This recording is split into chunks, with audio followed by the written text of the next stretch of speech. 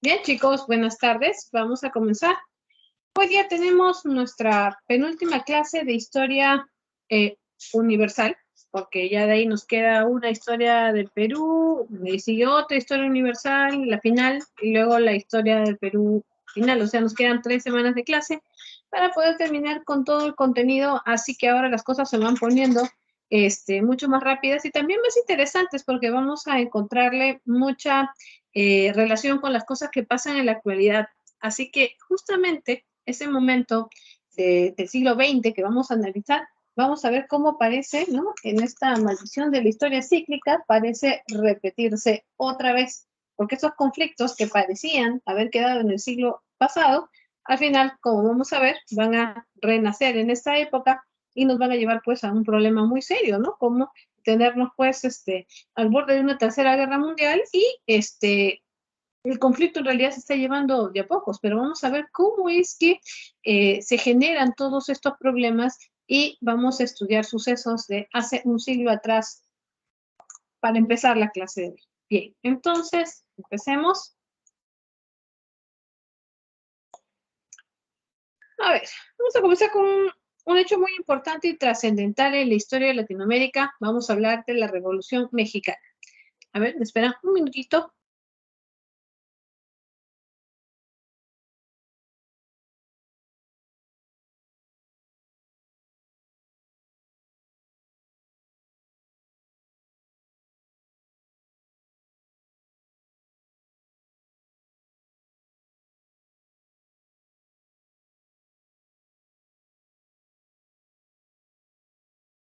Listo.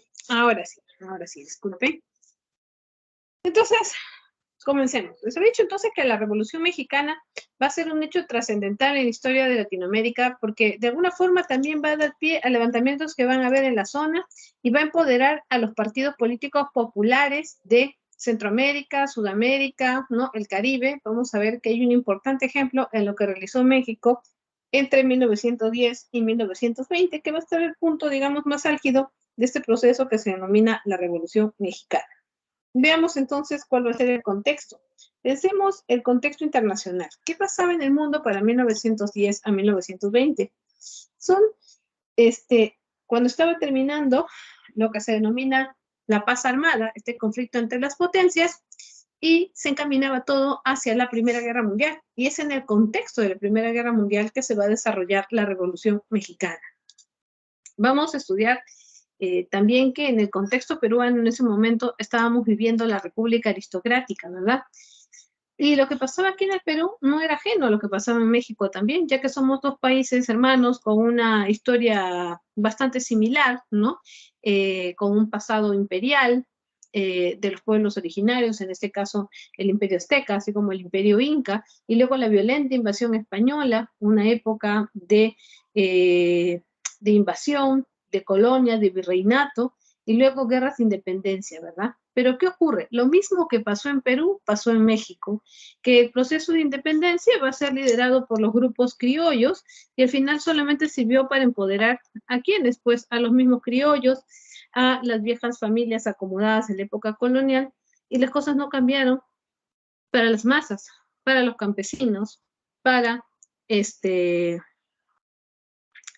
o sea, para los grupos populares, ¿no? No hubo cambio en realidad, solo los criollos se van a acomodar. Y así como pasó eso aquí en Sudamérica, ese mismo escenario va a ocurrir también en Mesoamérica, en este caso, en lo que va a ser México, que ya es América del Norte incluso, ¿no? Muy bien. Entonces, México,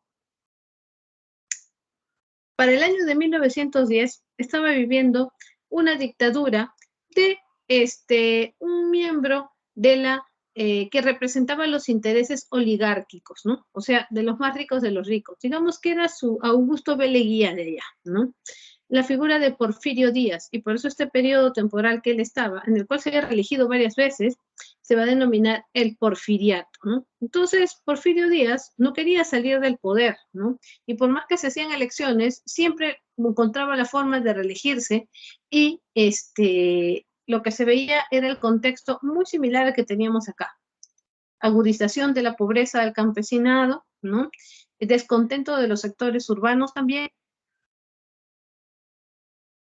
el proletariado industrial en México, las clases de los obreros que vivían en las zonas hacinadas, la zona céntrica de México, la clase media, que en esa época era un pequeño grupo, ¿no? Pero la clase media también estaba en contra del porfiriato, es más, incluso una parte de la élite, ¿no? Entonces va a haber un descontento casi generalizado y por ese motivo, ¿no?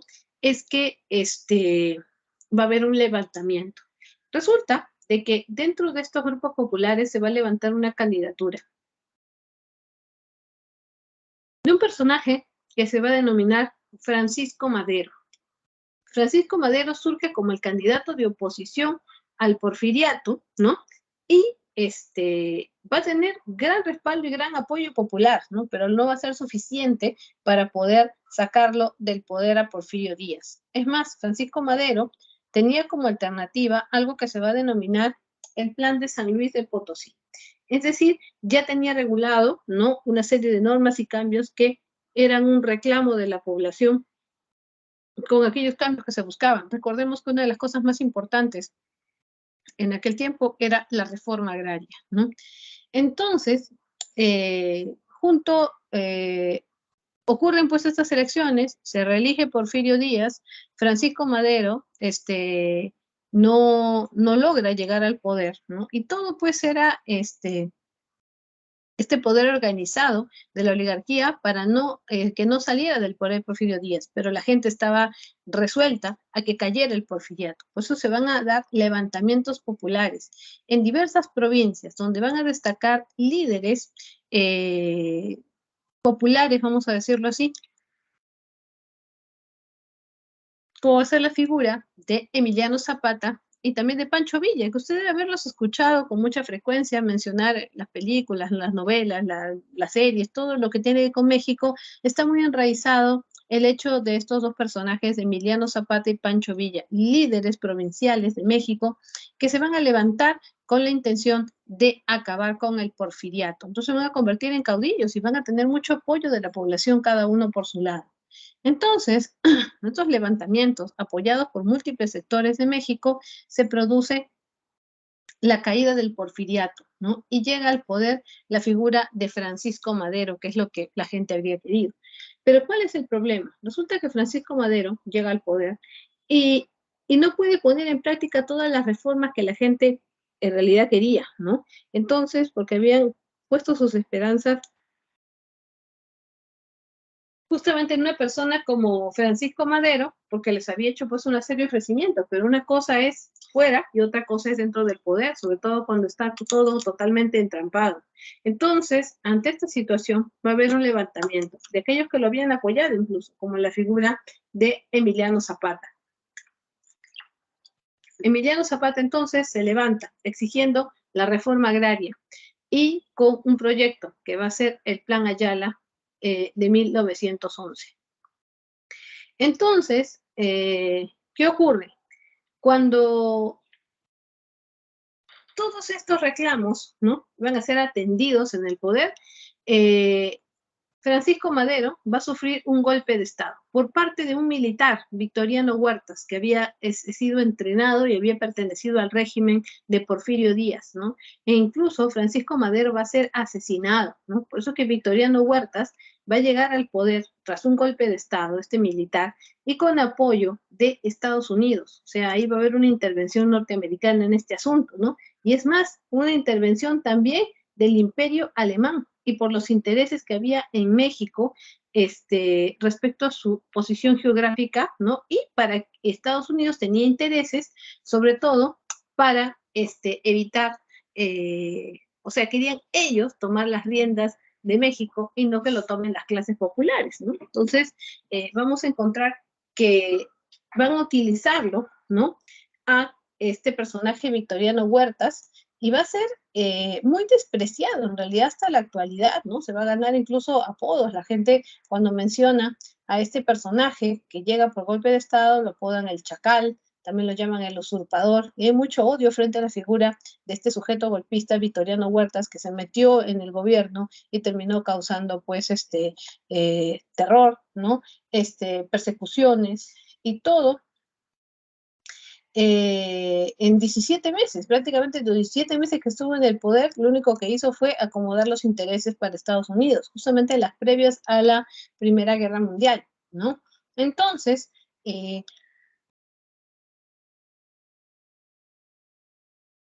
vamos a ver que terminó siendo obligado a renunciar, a dimitir, ¿no? Por los levantamientos populares que van a haber. Entonces, ahora vino todo un conflicto entre caudillos para ver cuál de estos caudillos podía ocupar la presidencia, y esta va a recaer en la figura de Venustiano Carranza, ¿ya? Venustiano Carranza, entonces, va a ser aquel que durante su periodo logra promulgar la Constitución de Querétaro de 1917, con muchos de los puntos y los reclamos populares, demostrando el triunfo de la Revolución Mexicana después de varios años de lucha, ¿no? Casi una década. Y eso se va a prolongar incluso para después de los años 20, donde vamos a ver asesinatos a líderes populares y a muchos de los gestores de lo que fue la Revolución Mexicana en venganza, ¿no? Entonces es un hecho interesante porque partidos políticos surgieron, ¿no?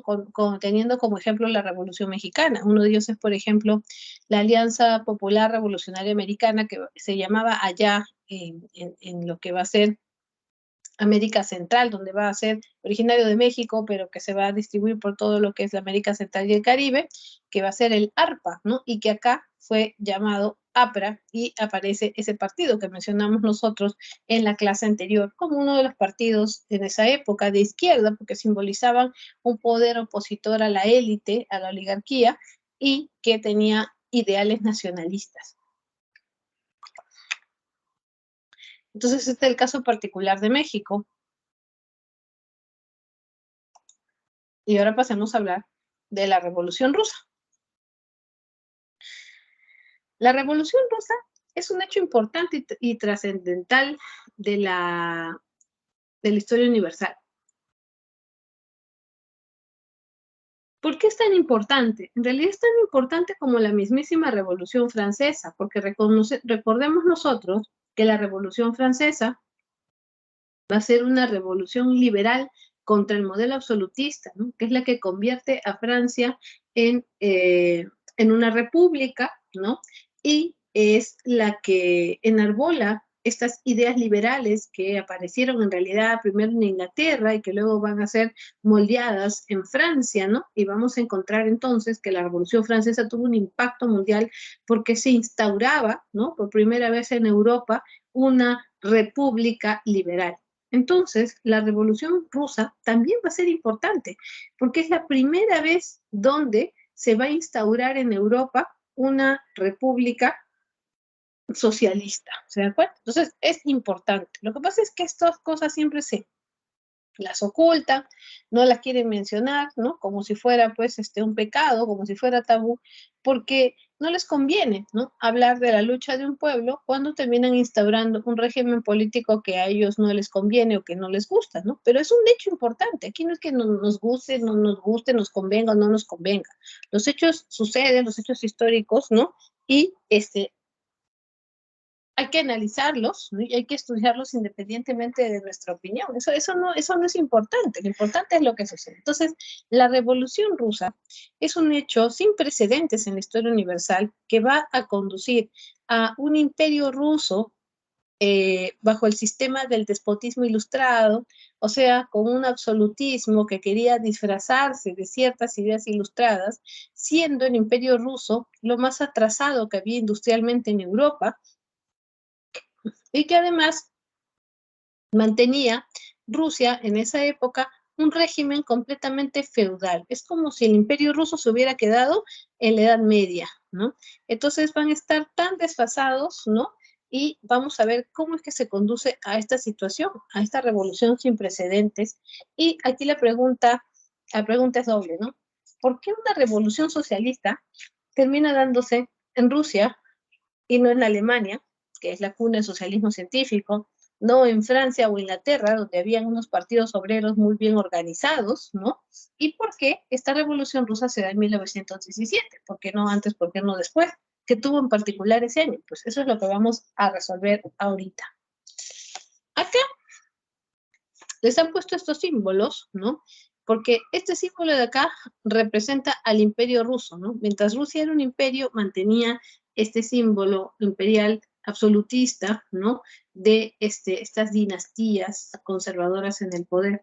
Y vamos a ver cómo tras la Revolución Rusa termina convirtiéndose en la Unión Soviética, cuyo símbolo va a ser la unión del trabajo campesino representado por la hoz para cegar los campos y el martillo que simboliza el trabajo obrero en las ciudades. Entonces vamos a ver que se adopta este símbolo que es el símbolo que el Partido Socialista Internacional termina adoptando como el símbolo de unión entre el trabajo campesino y el trabajo industrial, ¿no? Entonces, vamos a ver cómo es que se produce este cambio y por qué. ¿Cuáles son los antecedentes? Bueno, ya les he dicho, ¿no? Lo que estaban en el poder básicamente eran la dinastía de los Romanov. Los Romanov estaban más de un siglo en el poder, sus descendientes en Rusia, en el Imperio Ruso, y el Imperio Ruso, ¿no? Como les digo, tenía un régimen feudal donde había una aristocracia que era propietaria de la tierra, ¿no? Y le alquilaba a los campesinos y como la agricultura era impredecible por el asunto del clima, entonces los campesinos terminaban muy endeudados, muy empobrecidos, ¿no? Y había pues una brecha social, o sea, las diferencias entre los que eran muy ricos con los que eran muy pobres eran enormes, ¿no? Y se vivía en un sistema de un feudalismo, una época medieval. Como les digo, Rusia era de toda Europa lo más atrasado industrialmente hablando. Entonces, sin embargo, van a haber cosas que van a enervar a la población, como por ejemplo la guerra ruso-japonesa entre 1904 y 1905. Rusia y Japón van a rivalizar por territorios porque ellos van a tener un límite, ¿no? Por la parte norte de Rusia hacia la parte de Asia, con la zona de Japón, donde van a rivalizar por territorios y por islas, ¿no? Entonces venía Rusia de una guerra, la guerra ruso-japonesa entre 1904 y 1905. Pero ¿cómo es vivir en Rusia? ¿Cómo era vivir en Rusia en esa época sin tecnología, ¿no? Mm, para hacernos una idea, podemos recordar, por ejemplo, algo que ustedes han estudiado en literatura, que es el realismo ruso. Vamos a hablar de Fedor Dostoyevsky, ¿no? Todo lo que él figura, todo lo que él relata con sumo detalle en el realismo ruso, en obras como Crimen y Castigo, o más nítidamente en Los Hermanos Karamazov, ¿no? Donde se puede ver cuál era la mentalidad de la época, la necesidad, el abuso, ¿no? Ese es el escenario que estamos hablando del Imperio Ruso, ¿no? Y pues ambientado con este terrible frío, ¿no? Rusia tiene temperaturas que van desde los menos 20 grados hasta los menos 30 grados en las zonas que son las ciudades, ¿no? Y ni qué decir de Siberia, y ni qué decir de las zonas más alejadas donde la temperatura puede descender a 80 grados bajo cero, ¿no? Entonces, es un frío irracional, terrible, y esto obviamente hace que el pobre sea mucho más pobre, porque se necesita calorías para poder combatir el frío. Esa gente si no come se muere, mucha gente muere congelada, muere de hambre, ¿no? Entonces la pobreza va a ser mucho más radical. Y algo que le reventaba a la población era cómo se desperdiciaban los pocos recursos que había en una guerra, como la guerra ruso-japonesa, y cómo habían sido obligados, ¿no? Sus hijos y la gente del pueblo a ir como soldados a este enfrentamiento. Porque cuando se convoca una guerra, no van los hijos de los políticos, no van los hijos de los pitucos, no van los hijos de la clase acomodada. Ellos están por ahí veraneando todo. ¿Y a quiénes los obligan a ir a luchar? A gente como usted o como yo, se da cuenta, ¿no? Porque somos parte del pueblo y porque están ustedes, en este caso, en la edad, ¿no? Como para poder ir a luchar. Y no les pregunta si quieren, los obliga, ¿no? Mientras que los hijos de los poderosos están sentados esperando y bien protegidos, y a ellos no les pasa nada, y en su defecto los mandan al extranjero para que no estén metidos en problemas. Lo mismo pasaba en Rusia, lo mismo pasa en todas partes. Por eso es que la gente estaba que reventaba, porque veía que vivían en una pobreza tremenda. Recordemos que el siglo XIX en Europa es el siglo de la tuberculosis y la sífilis, la prostitución y el alcoholismo, y en esa circunstancia mandarlos todavía pues a la guerra, ¿no? Entonces va a haber un levantamiento muy fuerte buscando traerse abajo al representante de esa tiranía en el momento, el que estaba en el poder de la dinastía de los Romanov. Va a ser la figura del zar Nicolás II. El zar Nicolás II, entonces, va a tener un régimen despótico, ¿no? Una especie de absolutismo ilustrado, bastante desfasado para su tiempo. Y vamos a encontrar un antecedente que en el año de 1905 la gente quiso obligar a que cayera este periodo. ¿Por qué? Porque la gente buscaba tener lo que ya había pasado en muchos puntos de Europa durante el siglo XX, ¿no? Estamos hablando de hacer repúblicas bajo ideas liberales. Entonces la gente quería un cambio, ¿no? Y en el año 1905 se levanta una revolución liberal que va a ser suprimida porque los Romanov y su régimen van a utilizar al ejército mercenario para que abra fuego contra la población y los mate, ¿no? Bueno, esa historia ya sabemos que se repite en todas partes. Y vaya, si lo sabremos, lo estamos viendo, ¿no? En estos últimos 2 meses de terror aquí en nuestro país, esa situación. Entonces la gente se levanta porque ya no daban más con este abuso del imperio ruso y lo que reciben es militares, ¿no? Que ante una población desarmada van a disparar y los van a matar. Esto va a ser una masacre que se va a dar en el año de 1905 y que en lugar de amilanarlos, los va a hacer más fuertes para poder conseguir tumbarse a Nicolás II, que era el que estaba detrás de toda esta masacre. Entonces, ¿qué ocurre? Ante esta situación, vamos a encontrar que se va a dar un proceso, ¿no? En donde el imperio ruso se va a dar cuenta, pues, de que esta gente que se va a levantar viene de múltiples sectores. Van a ser principalmente campesinos, van a ser obreros de las ciudades, van a haber estudiantes y también van a haber algunos soldados renegados que obviamente no querían ir a entregar sus vidas por estas causas en donde ellos salían perdiendo y solo ganaba las élites, ¿verdad? Entonces, ¿qué ocurre? Presionados, ¿no? La dinastía de los Romanov van a, al ver todos los levantamientos, a engañarles, ¿no? A estos organizados del pueblo, diciéndoles de que les van a permitir participación en la Duma. La Duma era como decir el Congreso, ¿no? Que tenían pues de nobles y todo esto los rusos, ¿no? Entonces la gente encontró mucha esperanza el poder participar de la Duma y van a elegir a sus representantes, ¿no? Sin embargo, lo que hacen los romanos fueron bien tramposos, ¿no? Porque al poco tiempo después desactivaron la Duma, ya no iba a existir la Duma. Entonces era una forma de haber ganado tiempo y de haberse burlado justamente de de esta organización. Pero, ¿qué fue lo que les quedó? Le quedó la organización. Estos obreros, campesinos, estudiantes y soldados renegados van a formar el Partido del Soviet, ¿no? El Partido del Soviet como una alternativa popular y que buscaba derrocar al zar Nicolás II. Por eso es que el año de 1917 va a ser estratégico, ¿no? Algo que había molestado mucho a la gente era cómo el Imperio Ruso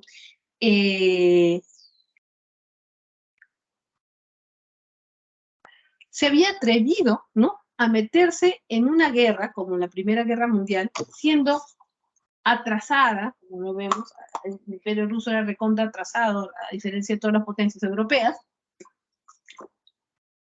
cómo arriesgaba la vida de la gente para obligarle a luchar en una guerra donde la población no tenía nada que ganar, cómo desperdiciaban recursos y cómo podían ir a una guerra sin tecnología, sin armas, era mandar una fuente a la muerte fija a la población. Entonces, por eso es que, y durante la guerra, la crisis económica se agudizó. Entonces, la gente va a estar desesperada y van a querer tumbarse, aprovechar la situación de que el imperio ruso, la élite rusa que estaban en el poder, los Romanov, estaban con toda su mirada distraída con lo que estaba pasando en la Primera Guerra Mundial para aprovechar y hacerles, pues, un levantamiento, la Revolución Rusa. ¿Qué más había en este grupo de gente que se había levantado? Que eran los soviets, básicamente. Mucha influencia de los partidos socialistas y de los sectores obreros de países europeos y que habían visto que ellos eran básicamente los que lograban en estas luchas que se habían dado a finales del siglo, durante el siglo XIX, que van a ser las revoluciones liberales, ¿no? Entonces había una inspiración en lo que ya había en el resto de Europa y querían hacerlo también en Rusia, pero al mismo tiempo tenían influencia en las ideas socialistas, ¿no? Porque habían llegado a través del Partido Obrero. Entonces, vamos a encontrar cómo es que termina reventando esta guerra. Se aprovecha entonces de que Rusia estaba distraída en la Primera Guerra Mundial y los soviets van a enarbolar una revolución. A ver, pero en los soviets tenemos a dos sectores muy marcados. En los soviets vamos a encontrar, a ver, al sector de los mencheviques, que como su nombre lo indica, ¿ya? M de moderados, ¿ya? Mencheviques eran los moderados. La traducción literal al castellano es eso, moderados. Entonces, el sector moderado del partido del Soviet, los mencheviques, van a liderar este levantamiento y ellos son los que se van a acomodar en el poder. Pero también había un grupo que van a ser los radicales, ellos van a ser los bolcheviques, ¿no? Entonces, tenemos esos dos bloques. ¿Por qué esta primera fase de la revolución se dice que es menchevique? Porque van a ser los moderados los que toman el poder, ¿no? Entonces, la primera fase de la Revolución Rusa se llama la Revolución de Febrero, la Revolución Menchevique. Ahora, estos datos son del calendario ruso, ¿ya? Por eso ellos lo recuerdan así, pero hay una diferencia con el calendario que manejamos acá, el calendario occidental, así que podría haber un desfase en las fechas, pero vamos a estudiarlo como se estudia en la misma Rusia. ¿Por qué? Porque es como ellos lo denominan, la Revolución de Febrero, la Revolución Menchevique. Entonces, vamos a ver que esta revolución empieza con una huelga en donde se levantan los soviets en Petrogrado, ¿no? Y van a terminar rodeando y bordeando el palacio donde estaba el zar Nicolás II con su familia. Cabe recordar que el zar tenía, ¿no? Y creo que acá les han puesto una imagen, no, yo no le he puesto la imagen, tenía su esposa y tenía 4 hijas mujeres y un hijo varón, ¿no? Y su último hijo, o sea, en realidad en todos estos años él había estado buscando tener un hijo varón para que fuera el próximo zar, pero solamente había tenido hijas mujeres. Y cuando por fin tuvo el hijo varón para heredarle el trono, tenerlo ya separado, resulta que el chico padecía hemofilia, ¿no? Enfermedad que hace que la sangre no coagule y por lo tanto cualquier herida, cualquier raspón era fatal porque no dejaba de sangrar. Entonces, el zar estaba también muy distraído con eso y la población, harta de todos los abusos de esta dinastía corrupta en el poder, entonces van a aprovechar para hacer este levantamiento. Y justamente en 1917, porque era el año que peor le estaba yendo a Rusia en la guerra, ¿no? Entonces van a querer agarrarlos por varios flancos. Entonces el zar Nicolás II, presionado por todo el levantamiento popular, va a abdicar al trono prontamente, ¿no? Entonces se establece un nuevo régimen de gobierno, que se va a conocer como el régimen republicano. Y el partido del Soviet, en este caso los que van a tomar el poder, van a ser los mencheviques, o sea, los moderados, van a escoger a Alexander Kerensky, ¿ya? Alexander Kerensky, ¿no? Era un profesor, era un intelectual, ¿no? Y él va a tomar el poder asumiendo la presidencia de lo que sería la primera república rusa, ¿no? Pero qué horrible lo que pasó con él, ¿ya? ¿Qué ocurre con él? ¿Qué hizo? A ver, la gente tenía muchas esperanzas, ¿no? Porque él era un representante del soviet, en este caso de los moderados, los mencheviques, pero estando en el poder, no solamente no cumplió con la agenda y las demandas que tenía la gente y que por eso justamente lo van a apoyar que tome el cargo, sino que también al darse cuenta que en el partido del Soviet estaba la tendencia más radical que van a ser los bolcheviques, va a querer ilegalizar al partido del Soviet, traicionando prácticamente a toda la causa, ¿no? Y algo muy importante, una de las primeras demandas que se tenía era de que sacaran a Rusia de la guerra, porque no tenía ningún sentido, ¿no? Continuar en la Primera Guerra Mundial, donde había gastos de vidas humanas y de dinero. Entonces, no entendía los soviets, el pueblo, los bolcheviques, que eran los más radicales, por qué el líder de los mencheviques, Alexander Kerensky, no sacar a Rusia de la guerra, si ese era el objetivo que habían tenido. Entonces, ¿qué ocurre? Van a levantar una revolución en octubre, la segunda fase de la revolución rusa, la revolución de octubre, donde vamos a ver que los bolcheviques se van a levantar para tumbarse a los mencheviques, justamente por todas estas causas, ¿no? Por haberle fallado a las esperanzas populares y no sacar a Rusia de la guerra. Entonces, dentro de estos bolcheviques, dentro de estos más radicales, se va a levantar la figura de Vladimir Ilich Ulyanov, más conocido bajo el seudónimo de Lenin, ¿no?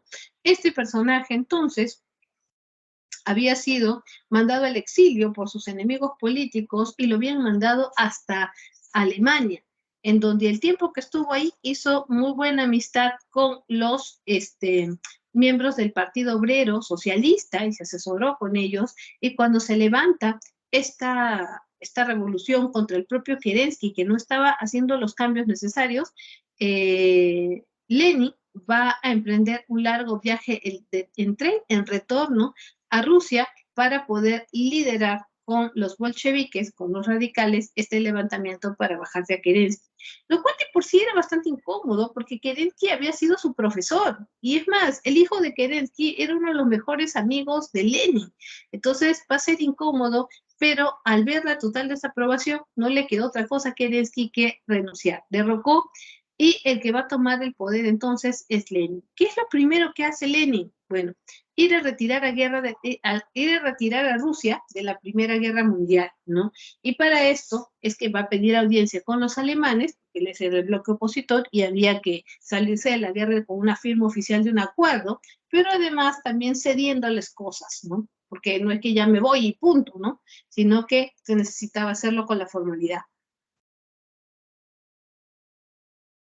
Por eso que se firma el Tratado Brest-Litovsk en el año de 1918, donde se oficializa la salida de Rusia de la Primera Guerra Mundial. Pero no lo hacen así nomás de palabra o solamente firmando el papel, sino que Rusia termina entregándoles territorios a los alemanes, cediéndoles territorio en canje de esta licencia de salirse de la guerra, ¿ya?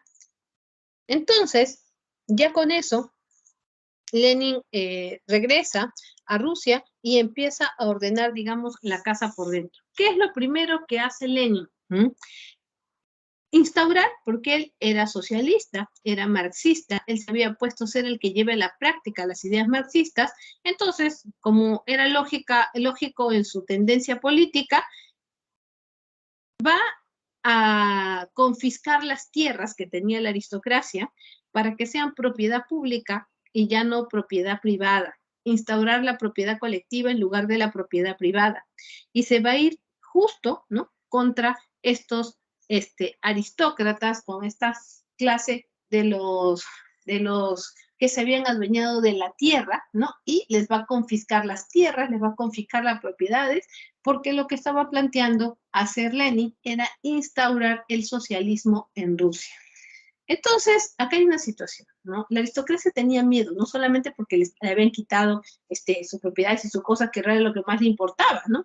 Sino porque el zar Nicolás II, entre la fase de febrero a la fase de octubre, todos esos meses había estado encerrado en una casa, él y su familia, él, sus 4 hijas y su hijo y su esposa, en una casa secuestrados y vigilados por los mencheviques. Pero cuando llega la fase bolchevique,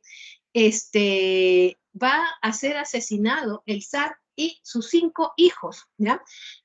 Fueron fusilados en esa casa y sus cuerpos fueron intentaron desaparecerlos con ácido, ¿no? Pero con el pasar del tiempo se han logrado encontrar restos, ¿no?, de estas personas y poder identificar que efectivamente pertenecían a la familia de los Romanov de Rusia, ¿no? Así que los aristócratas estaban traumados viendo lo que había ocurrido, y no solamente los estaban despojando de todas las cosas que ellos se habían ido agarrando durante siglos con sus familias, sino que además sus vidas corrían peligro. Por eso muchos de ellos van a comenzar a huir a Europa. Pero el asunto, o sea, a los otros países de Europa, ¿no? Europa occidental. Pero ¿cuál es el problema? que la aristocracia, ahora que se iba a Europa occidental, tenía que hacer lo que nunca había hecho en su vida, trabajar. Y por eso es que fueron a parar de jardineros, de institutrices, de criados, ¿no? De cocheros, ¿no? De la aristocracia de los países de Europa Occidental, ¿no? Y era frecuente que estos acomodados aristócratas de Europa Occidental se burlaran de ellos, ¿no? Y dijeran, miren, ¿no? Tengo una baronesa rusa como institutriz de mis hijos. Miren, un príncipe ruso es mi cochero. Y así se burlaban de ellos, ¿no? Pero estos les decían que deberían tener cuidado y burlarse de ellos porque lo que había pasado en Rusia también podía pasar en Europa Occidental, porque así como se había levantado la Revolución Rusa, podía ocurrir lo mismo. Entonces, había una preocupación por parte de Europa Occidental de que les pasara lo mismo y los acomodados perdieran sus privilegios, ¿no? Por ese motivo es que se van a levantar en un ejército conjunto, y así como hicieron una coalición contra Napoleón, ¿se acuerdan? Van a hacer una coalición contra Lenin y los rusos.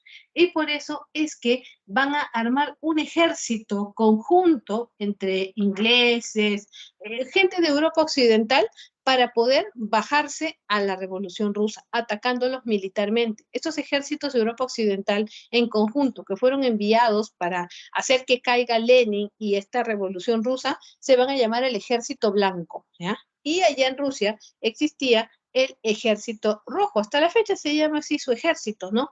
Que es el que defendía estos ideales de la Revolución Rusa, ¿no? Entonces, van a enviar al Ejército Blanco para que se enfrente al Ejército Rojo, por decirlo de alguna manera. Y en un ambiente de guerras civiles, donde no solamente van a ser estas guerras entre ejércitos, sino también entre grupos humanos, se va a desatar entre 1917 y 1921 estos violentos enfrentamientos, ¿no? Pero al final el Ejército Rojo pudo dominar al Ejército Blanco y botarlo de su territorio, y ellos son los que se van a seguir administrando. Entonces fue un fracaso de Occidente intentar tumbarse la Revolución Rusa. Entonces, ¿qué pasó?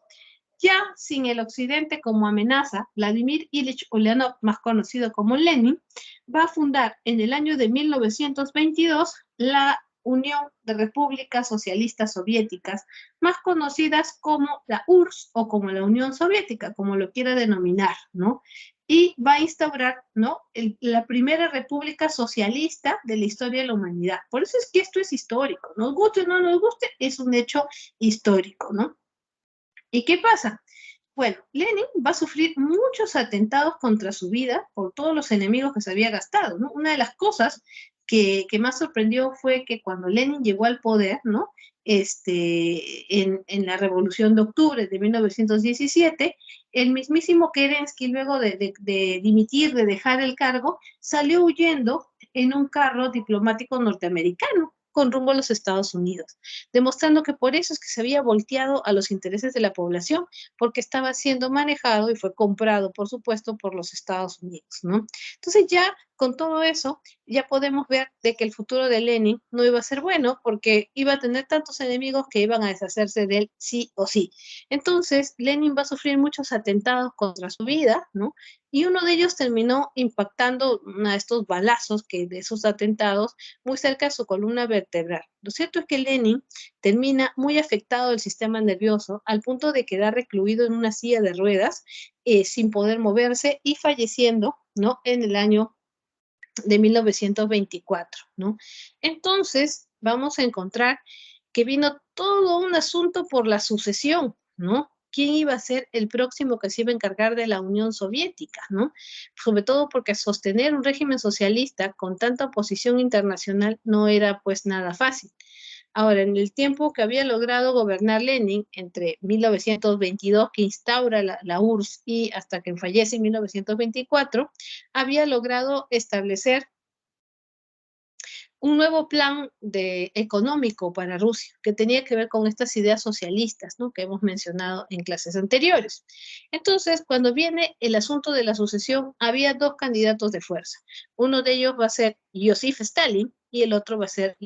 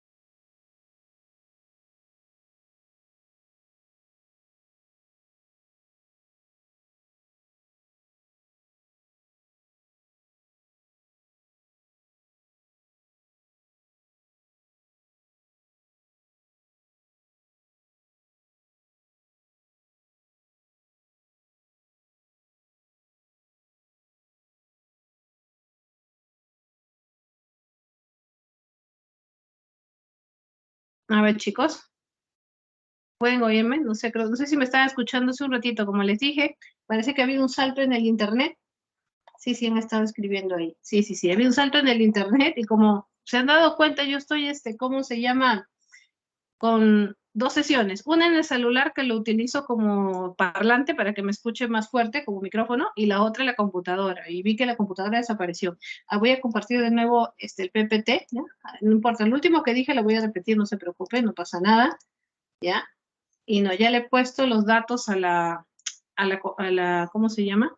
A celular para que si se va uno, pues me quede el otro de los párrafos, ¿no? Muy bien. A ver, ya está. Ahí está la separata. Vamos a recapitular. Disculpe, ya no sé qué pasó. El internet bailó. A veces pasa, ¿no? Ay, a ver. Bueno, entonces, continuamos. Lo que les estaba diciendo era entonces que Rusia todo se quedó en manos de Stalin, ¿no? Y el tipo ha sido pues un tirano, un dictador, persiguió a sus enemigos políticos, los mandó a hacer trabajos forzados en la Siberia, o sea, el tipo era un desgraciado, era una dictadura, porque en las dictaduras hay dictaduras de derecha y hay dictaduras de izquierda, ¿no? O sea, no vamos a santificar a uno y satanizar el otro. Hay de todo, y como dirían los anarquistas, una vez que llegan al poder se convierten en una élite corrupta y son ellos los que ven solamente sus intereses, y vaya si es cierto, ¿no? Ahora, el caso es que Stalin se mete así, pues, ¿no? El tipo como un tirano, pero comienza a enfocarse en el desarrollo industrial y Rusia comienza de haber sido lo más atrasado que tuvo Europa, se va a llegar a convertir en una potencia industrial, ¿no? Entonces, eso va a ir ocurriendo en Rusia. Pero, ¿qué pasaba del otro lado en el mundo occidental? Vamos a ver qué cosa es la crisis del capitalismo. A ver, ahora vamos a entender algo que es muy importante, porque con esto vamos a unirlo con los conocimientos que usted tiene de filosofía y también tiene de economía. Por eso le digo que en historia todas las materias convergen ahí. Bien, veamos. ¿Qué pasó? A ver, pongámonos en este escenario. Volvamos a la Primera Guerra Mundial. En la Primera Guerra Mundial, en estos bloques, tanto los aliados como las potencias del eje, igualito van a salir perjudicadas tras la Primera Guerra Mundial, porque sus territorios, por ejemplo, en territorios de Francia se habían dado la mayoría de las batallas. Entonces, si los que habían perdido, que eran las potencias del eje, estaban arruinados, y encima Alemania estaba recontra picona porque le habían tirado todo el peso de la Primera Guerra Mundial con la firma del Tratado de Versalles, como si solamente ellos tuvieran la culpa. Encima, ¿no? Las potencias occidentales también van a terminar arruinadas porque sus territorios estaban devastados, habían viudas, huérfanos, había desequilibrio poblacional, todo estaba derrumbado, explotado, era pues un escenario apocalíptico, las industrias paralizadas, la gente se moría de hambre, entonces podían ser victoriosos los aliados, pero estaban así. ¿Quién era el único que había quedado en pie? Pues Estados Unidos, porque Estados Unidos había entrado tarde a la guerra en 1917. Su territorio no lo habían tocado porque no están en Europa, ellos están en Norteamérica. Y encima recuerden que Estados Unidos, antes de la Primera Guerra Mundial, ya era una potencia industrial. Y por eso también se meten y van a estar en el bloque contra Alemania, porque también pues su intención era terminarla para que ellos puedan ser la primera potencia industrial del mundo. La cosa es que se quedaron parados como la primera potencia industrial del mundo en general, no solamente industrial, sino la primera potencia. Y Estados Unidos, ¿qué le pasó? Se le subieron los humos, pues, ¿no? Ellos pensaron sacar provecho de la desgracia general de Europa, tanto de aliados como de los del eje, endeudándolos. Como Estados Unidos tenía dinero, entonces va a ofrecerles dinero para la reconstrucción de sus países con unos préstamos carísimos, pero que Europa no tenía de dónde sacar a quién más, así que se van a meter. Y Estados Unidos comienza a invertir muchos capitales en hacer empresas y negocios en Europa para ser los dueños de la economía europea a futuro. Y así estaban recontra felices. Pero mientras que Estados Unidos va a ser la potencia hegemónica al final de la Primera Guerra Mundial y durante los años 20 les fue muy bien, fue lo que se denominaba los locos años 20 o los felices años 20, donde parecía que Estados Unidos era el mejor lugar del mundo supuestamente para vivir y para estar. Y no solamente la gente lo suponía, sino que ellos mismos los decían y hacían alarde, y lo que estaban haciendo era jalar a muchos migrantes, preferentemente europeos, para que les sirvan de mano de obra en su pleno desarrollo industrial. Por eso mucha gente migró a Estados Unidos de diferentes partes del mundo, pero sobre todo de Europa tras la guerra, y fueron muy empobrecidos, así hasta las patas, para poder trabajar en lo que sea, Francia, porque Europa estaba devastada y Estados Unidos estaba en pie. Entonces, eso va a ser el escenario de los años 20, ¿no? Como les digo, ellos mismos hacían propaganda de lo bien que le iban, ¿no? Por eso hacían este tipo de anuncios, de carteles, ¿no? Que decían lo bueno que era vivir en Estados Unidos, ¿no? Dice, world's highest standard of living, el mayor nivel de vida del mundo, o sea, oh, vengan aquí porque todo es maravilloso, ¿no? There is no way like the American way, no hay estilo de vida, a eso se refería, ¿no? O sea, no hay camino, no hay estilo de vida como el estilo americano, o sea, como el estilo de vida americano, ¿no?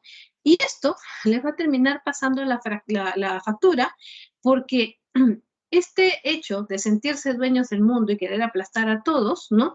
Quererlos endeudar, hacerles préstamos, meterse en sus economías, los hace sentirse muy seguros como que su economía siempre iba a estar bollante, pero eso no va a ser así.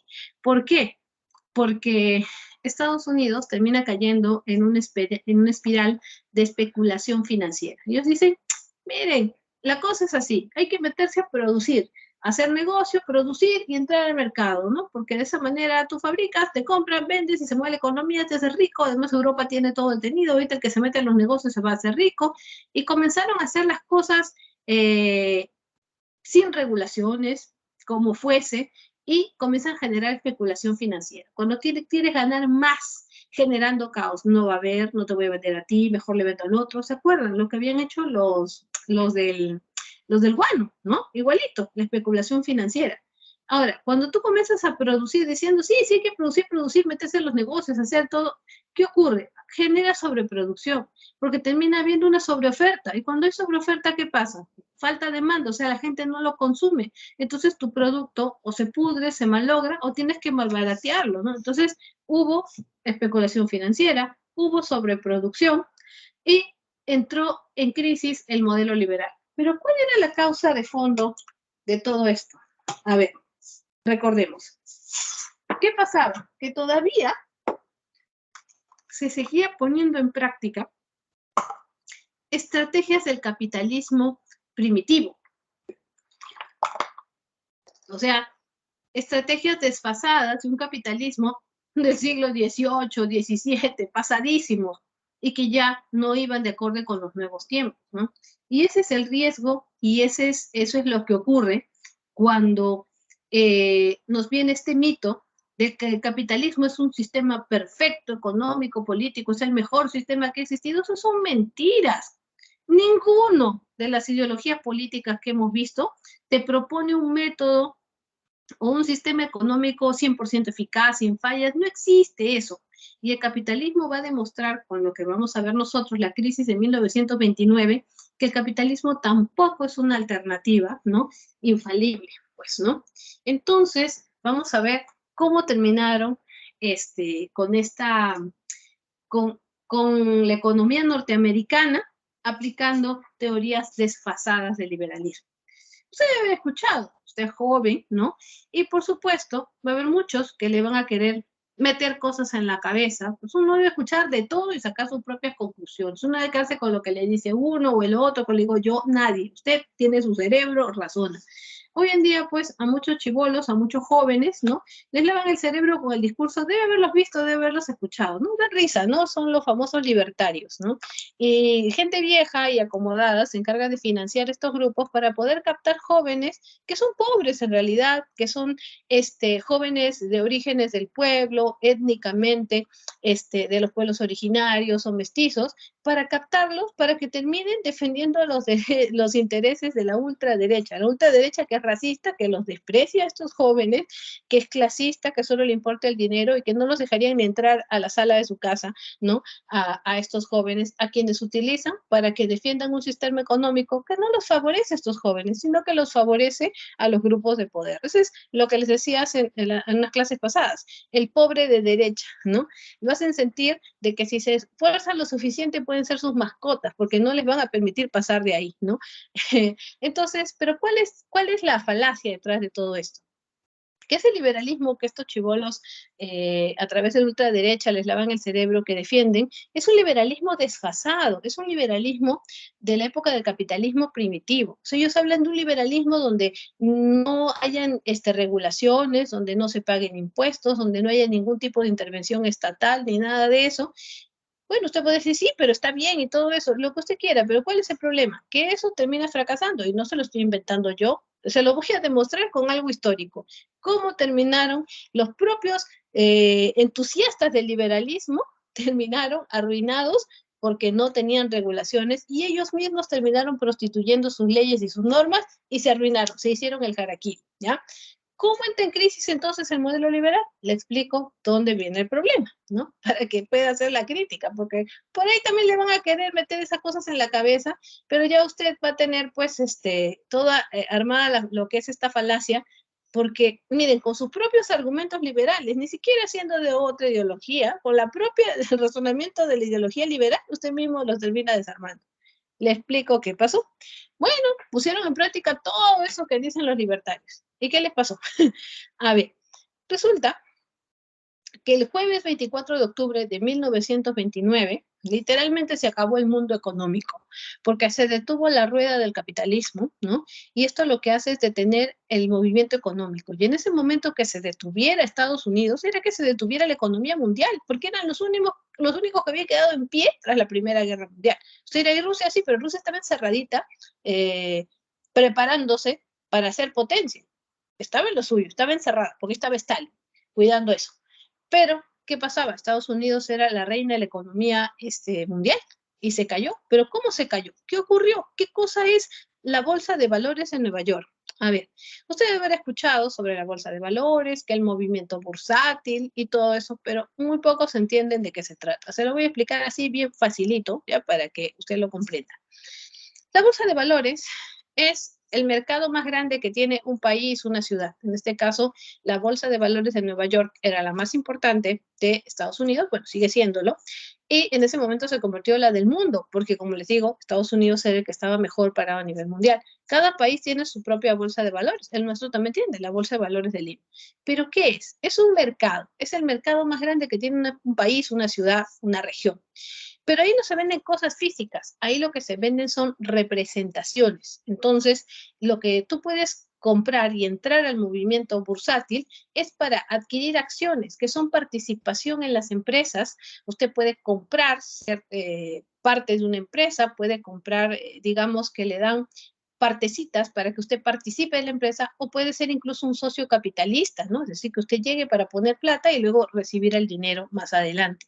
Entonces, es un espacio de encuentro en la bolsa de valores donde los que son empresarios, los que tienen empresas, negocios o quieren invertir en crear una nueva empresa, buscan gente que tenga dinero, que quieran participar de esto y de esa manera se vuelven socios, ¿no? Unos aportando dinero y los otros dándote la oportunidad de que participes en una empresa. Entonces el movimiento bursátil es muy importante porque eso puede dirigir, ¿no? En una economía capitalista el destino de cómo se mueve la economía en un país, en una región. Entonces, ¿qué ocurre? ¿Cómo funcionan las cosas en la bolsa de valores? A ver, por ejemplo, algo que está muy presente en la economía de Estados Unidos siempre ha sido el factor riesgo, ¿no? Es parte de la cultura norteamericana, vamos a decir, ¿no? La propia gente que llegó ahí corriendo el riesgo, ¿no? Entonces ellos no tienen miedo de arriesgarse. Acá el peruano es diferente, ¿no? El peruano cuando tiene dinero no piensa en arriesgarlo, no piensa en jugarlo, ¿no? Sino lo que piensa es si se puede hacer mi propio negocio, o voy a construir mi casa, o voy a poner, no sé, aunque sea un restaurante para vender menú, pero tener la plata ahí. Y otra gente dice, voy a guardarlo en el banco. Bueno, el norteamericano no tiene esa costumbre. Y acá las élites trabajan mucho en el movimiento bursátil, porque tienen mucho dinero que da vueltas y quieren reinvertirlo. Entonces, digamos que usted, para ver cómo funcionaría lo de la bolsa de valores, recibe una herencia, hereda, no sé, un terreno enorme, su familia, y usted lo vende y lo convierte, qué sé yo, en $50,000, por decir. Y usted tiene opciones. Bueno, ¿qué voy a hacer? Un negocio. Bueno, porque estoy trabajando de repente, no tengo tiempo para eso, no es seguro. Lo meto en un banco para que me dé cuenta cero, que me dé una rentabilidad anual. Pero ¿cuánto te dan? Te dan muy poco, pues, porque son bien vivos. Entonces dicen, muy poco, no me conviene. Mejor me voy a la bolsa de valores de Lima, ¿ok? Funciona igual que cualquier bolsa del mundo, ¿no? Entonces usted va y dice, a ver, ¿con quién se contacta? con los corredores de bolsa. Usted debe haber visto muchas películas donde se ven corredores de bolsa. ¿Cuál es su trabajo? Es estar muy bien informados. Por eso usted verá que los sitios donde están los corredores de bolsa están llenos de pantallas, de computadoras, teléfonos y todos están que llaman porque necesitan estar informados. Porque así llega una persona como usted que tuviera $50,000 y dice, ¿sabe qué, señor corredor de bolsa? Obviamente le va a cobrar un porcentaje porque, por sus servicios.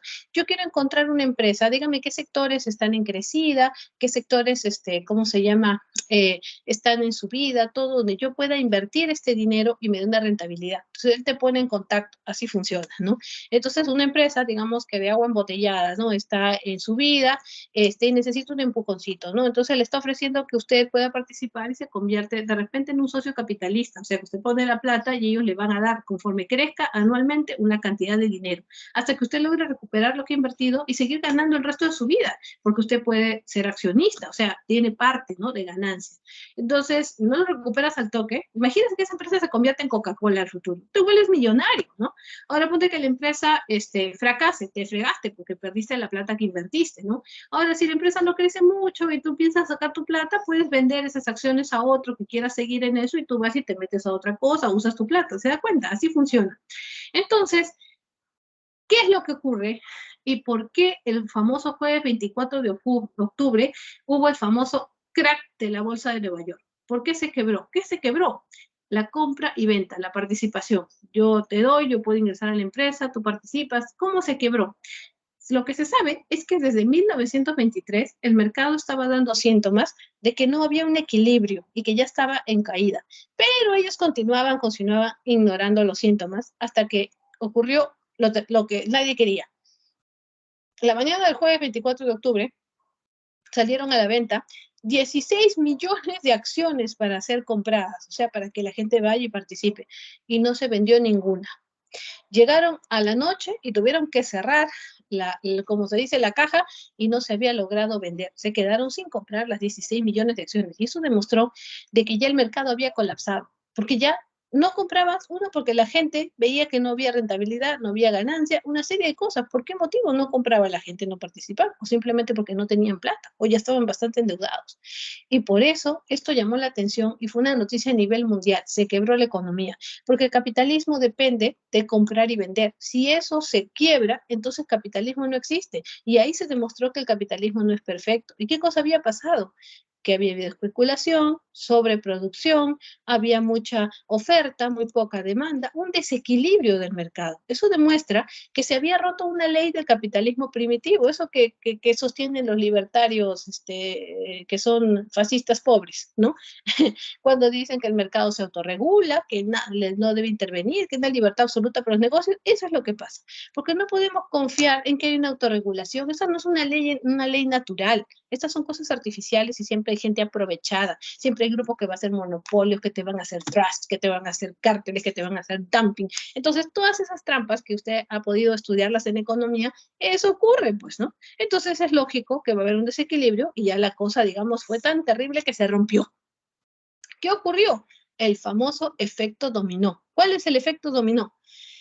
¿Por qué se llegó a una gran depresión económica, una gran crisis económica? ¿Y por qué esta foto resulta tragicómica? ¿Por qué esta foto de que hablaba que Estados Unidos era lo máximo y que todo el mundo quería vivir? Miren cómo quedó la gente tras la terrible crisis económica haciendo cola para poder buscar alimentos que ni habían. Entonces, ¿cómo se les cayó todo? El efecto dominó. El efecto dominó va a ser de que la gente, entonces se detuvo la economía y hubo un pánico, ¿no? ¿Qué pasó? Entonces, ¿qué ocurre? ¿Qué sentido se entendía que una fábrica siguiera produciendo si había sobreproducción y lo que tenía no se había vendido? ¿Qué sentido tenía que la fábrica buscara seguir produciendo si ahora se había roto el orden en la bolsa de valores y no habían socios que inyectaran capital, nada, todo estaba roto? Entonces las fábricas cerraron. Y cuando la fábrica cierra, los obreros se quedaron sin trabajo. De un día para otro se quedaron sin trabajo 2 millones de personas. Mira, de un día para otro nomás. Así que en adelante van a ser más de 20 millones de personas las afectadas. Entonces, la gente desesperada iban a la fábrica quebrada, ya no habían trabajo. Se iban a los bancos a sacar la poquita plata que tenían para poder sobrevivir mientras duraba la crisis. y los bancos terminaron quebrando, porque los bancos no tenían la plata ahí, sino que la tenían invertida en préstamos a los que estaban haciendo negocios y que tampoco les podían pagar porque habían quebrado. Entonces, con suerte, unos cuantos pudieron sacar su dinero, pero los bancos, su letrero, banco quebrado. La gente se quedó en la calle, se morían de hambre. Eso fue la famosa Gran Depresión que duró desde 1929 hasta 1933. Quiebra de bancos, de fábricas, se devaluó la moneda, hubo inflación. Imagínense, ya las cosas no se podían pagar, no se podían conseguir, desempleo generalizado y por consecuencia una extensión mundial de la crisis. Porque, como les digo, caía Estados Unidos y se caía el mundo. Si no, pregúntenle a Augusto B. Leguía cómo él se cayó acá también, ¿no? Entonces, ¿qué ocurre? Todo era terrible, ¿no? Y Estados Unidos había hambruna.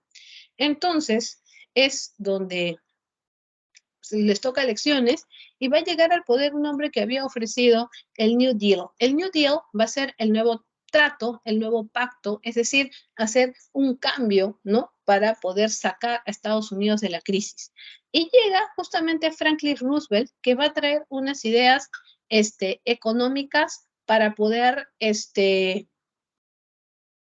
acomodar los intereses hacia una nueva economía. Y es ahí donde llegan las ideas de John Maynard Keynes, el famoso keynesianismo que usted lo ha estudiado en economía, ¿no? Keynes, entonces, ¿qué cosa va a proponer? O sea, esas ideas de Keynes que van a ser transmitidas por Roosevelt, ¿qué es lo que proponía en el New Deal? Una serie de cambios en donde el Estado tenía que tener una intervención regulatoria en la economía, porque no podían dejar hacer, dejar pasar, no podían, es decir, que el mercado se autorregule. Todo eso se convierten en falacias, porque habían llevado a este colapso terrible del capitalismo, ¿no? Por eso es que, miren, sin caer en que, ay, sí, que este es socialista, que este es comunista, que es anarquista, no, desde las propias líderes del liberalismo, como nosotros, ¿no? Vamos a, ¿cómo se llama? Demostrar que ese liberalismo que estos pobres de derecha terminan evocando, ya fracasó. Y los mismos liberales dieron una alternativa para salir de todo esto, dándose cuenta que habían fallado con ese liberalismo primitivo, porque ahí tenemos estas medidas de un mismo liberal. No le van a decir que Keynes era un socialista, que Keynes era comunista, que Keynes era anarquista, no, o sea, él era un liberal, pero se dio cuenta de esa situación y por eso estas ideas que proponía las va a canalizar Roosevelt y dice, el Estado tiene que regular. Claro, pues para que no haya especulación, para que no haya sobreproducción, porque el mercado no se autorregula, ¿no? Tiene que haber impuestos y una serie de cosas, porque ¿cómo salvaguardar la economía? Una de las primeras cosas que hace Roosevelt es mandar va a mandar a repatriar capitales. O sea, que todo ese dinero que se había invertido en Europa para prestarles, ¿no? Para que recuperen su economía, o este dinero que habían invertido en hacer negocios allí en Europa porque querían aprovechar el pánico de lo mal que estaba Europa, todo ese dinero va a ser repatriado, va a ser traído a Estados Unidos. Y si usted se da cuenta, ¿cómo creen que quedan esos países de Europa al darse cuenta que su única esperanza les estaba quitando ese dinero porque tenían problemas y se había caído el capitalismo? Prestemos atención a cómo quedaba Europa con esta situación. Entonces Estados Unidos agarró, repartió sus capitales y se dio cuenta que ese dinero no alcanzaba. Entonces Roosevelt convocó a los millonarios, los multimillonarios de Estados Unidos, y muchos de ellos agarraron y de sus bóvedas sacaban así el dinero en bolsas, se iban como rico MacPato y traían y lo ponían ahí. Hay que, la economía, hay que dar una inyección a la economía, es decir, ay, qué buenos esos millonarios, estaban preocupados por reactivar la economía. No, estaban preocupados por ellos mismos, porque si caía Estados Unidos, ya les importaba un pepino a la gente pobre. Lo que ellos decían que ellos también se iban a volver pobres porque todo había colapsado. Entonces, pues, metieron sus capitales, trajeron lo que Estados Unidos había metido en Europa y con toda la plata ahí dijeron, ¿qué ha pasado? ¿Qué ha pasado? Que ha habido especulación, que todo el mundo ha hecho lo que le ha dado la gana, ha habido sobreproducción, se llegó a este quiebre, entonces no, hay que regular las cosas con el Estado. Hay que hacer inyección económica, sí, pero hay que poner nuevas reglas. Esas son las reglas keynesianas. Vamos, dice, ¿cómo es lo primero que vamos a hacer para reactivar la economía? Incentivar el gasto público. O sea, usar el dinero que había en el fisco, lo que se estaba colectando, para poder hacer obras públicas, porque las obras van a quedar y se le va a dar trabajo a la gente para que participe en la construcción de estas obras, y de esa manera ese mismo dinero va a entrar a la economía y va a quedar con algo trascendental como va a ser la obra. Entonces, por eso es que una de las ideas keynesianas es la reactivación económica a través de el uso del gasto público para poder hacer infraestructura, y de esa manera el dinero vaya a manos de la gente, ¿ya? A ver, dice su compañera Sara que parte de ese dinero por inyección económica fue por parte del narcotráfico. Por claro, canalizado por los grandes millonarios, ¿no? Porque la mayoría de millonarios, ¿dónde creen que sacan la plata? ¿Creen que todos realmente lo hacen porque sus negocios son limpios y todo esto? A veces el negocio de lo que venden, a veces es que es el rey de las manzanas. Sí, vende manzanas, por supuesto que vende manzanas, ¿no? Se da cuenta. Entonces, grandes millonarios, y con eso me refiero a gente que lo que hacía era una de las cosas más antiguas que ocurre en los últimos siglos, que es el lavado de dinero, ¿no? Entonces, sí, había gente millonaria. Además, ¿cómo hacen sus grandes fortunas los millonarios? ¿Vendiendo limpiamente? No, hacen monopolio, hacen trust, hacen cárteles, hacen dumping y venden drogas. Hay tráfico de drogas, hay lavado de dinero, financian explotación sexual infantil, trata de blancas, que le llaman la prostitución de mujeres, todo eso, ¿no? Entonces, ese dinero entra. Pero el punto era el siguiente, ¿no? ¿Cómo iban a usar ese dinero? Ya, primer plan, obras públicas. Segundo, se dan cuenta y dicen lo siguiente, a ver, porque ha habido sobreproducción, es cierto, ya, hay muchas cosas que se venden, pero la pregunta es, ¿por qué si hay tantas cosas y la gente tenía trabajo, ¿no? Entonces, ¿por qué no las compraban? Ahí comienzan a razonar, miren, y por eso es que la miseria y la explotación del obrero termina siendo el propio martirio del burgués, que por su ambición y por el asunto de la plusvalía que habíamos mencionado, termina jugándole en contra. ¿Por qué?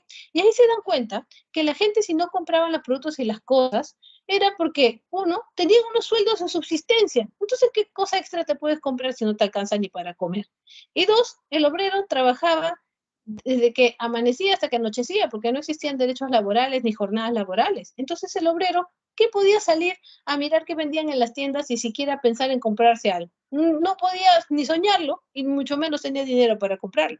Entonces ahí se dan cuenta y dicen, no, vamos a crear un sistema de seguridad social donde vamos a mejorar la calidad de vida del obrero, pero no porque, uy, se hayan dado cuenta de que sí, qué buenitos, ¿no? No, porque se dieron cuenta que eso les estaba jugando económicamente en contra. Entonces dicen, vamos a reducir la jornada laboral, y por eso reducen las horas de trabajo, para que el obrero tenga tiempo de llegar a su casa y pueda salir, porque no se va a quedar ahí a dormir, va a tener que salir a comer, a pasear, a conversar y va a gastar. Eso va a reactivar la economía. Y le vamos a aumentar el sueldo para que tenga un excedente y ese dinero lo va a gastar vistiéndose, saliendo, tomando algo, comiendo algo, porque así la economía se va a recuperar. Por eso es que acompañado de todo este New Deal, van a venir la estrategia de la publicidad. O sea que la publicidad es lo que más dinero mueve en el mundo y no te vende nada, te vende sugerencias nomás, ¿no? ¿Qué es lo que hace? Juegan con tu mente para que tú desees determinados productos y cosas que la industria te dirige a lo que tú deberías consumir, ¿no? Y te dice que porque eres joven, que porque eres hombre, que porque eres mujer, que porque vas a ser más exitoso, te vas a ver más guapo, todo te dirige, ¿no? Entonces, ¿qué fue lo que levantó la economía dentro de este proyecto del New Deal? La industria tabacalera y la industria cinematográfica y la gaseosa Coca-Cola. ¿Cómo así? A lo que se denomina la publicidad subliminal, es algo que estudiamos bastante en comunicación social nosotros, ¿no? Lo que hacen es dirigir, por ejemplo, todos sus esfuerzos a incentivar lo que va a ser la cinematografía. En esa época el cine era ya sonoro, pero era en blanco y negro, ¿no? Entonces invierten en grandes producciones de Hollywood para poner artistas guapísimas, a artistas muy guapos, todos vestidos con cosas y telas muy caras, muy elegantes, y todos fumaban cigarrillos, se acababa uno, prendían otro, ¿no? Que era el símbolo del poder económico, el vestir de esa manera, que era muy caro, y el fumar de esa manera. Entonces, le meten a la cabeza eso a la gente a través de la cinematografía y va a impulsarse la industria tabacalera, que fue uno de los pilares de la reconstrucción económica de Estados Unidos, ¿no? Así como también el hecho de relacionar ir al cine con consumir popcorn y consumir, ¿cómo se llama? Gaseosa, Coca-Cola, ¿no? Por eso hasta la fecha uno huele el popcorn y ya sabes que es cine, porque de alguna manera nos han condicionado como al perro de Pavlov. Y eso hace que se mueva mucho eso. Por supuesto, como dice Sara, el consumismo, incentivar el consumismo, esa sería la teorización. Muy bien, qué bueno que estén atentos, porque a veces pienso que hablo sola y que no hay nadie ahí. A ver, una teorización de eso, ¿no? El consumismo. Porque el capitalismo, ¿por qué existe? El capitalismo existe si hay el acto de comprar y vender. Si esto se retrae, entonces el capitalismo entra en crisis, porque de eso depende. Entonces, ¿qué les conviene? El consumismo, ¿no? Por eso usted ha visto que todo es descartable, que hay en diferentes presentaciones, es lo que Carlos Marx llamaba el fetichismo de las mercancías. No solamente quieres tener algo, sino que sea del color que te gusta, del tamaño que te gusta, y que es algo que solamente te gusta a ti o a un pequeño grupo reducido de personas se da cuenta. Ahí entramos a teorizar ya sobre cuestiones psicológicas y filosóficas detrás del concepto del consumo. Pero en fin, ahí está, esto ya es algo, un tema ya mucho más detallado. Pero el asunto es que así Estados Unidos comienza a reconstruir su economía. Claro, que con los pulmones de una generación, porque de los cigarros les pasó la factura, pero reconstruyeron. Y recuerden qué otra cosa pasaba, que por el otro lado, la Unión Soviética también estaba ahí como locos a convertirse en potencia industrial encerrados. Y mientras Estados Unidos había estado distraído con su propio problema, la Unión Soviética había comenzado a crecer como la espuma. Pero ¿cuál era el asunto? Que si bien Estados Unidos se encaminaba a su reconstrucción y la Unión Soviética también estaba avanzando mucho industrialmente, ambos eran rivales ideológicos y eso es lo que no debemos olvidar, porque eso va a causar problemas a futuro. Vamos a ver, y hasta el día de hoy.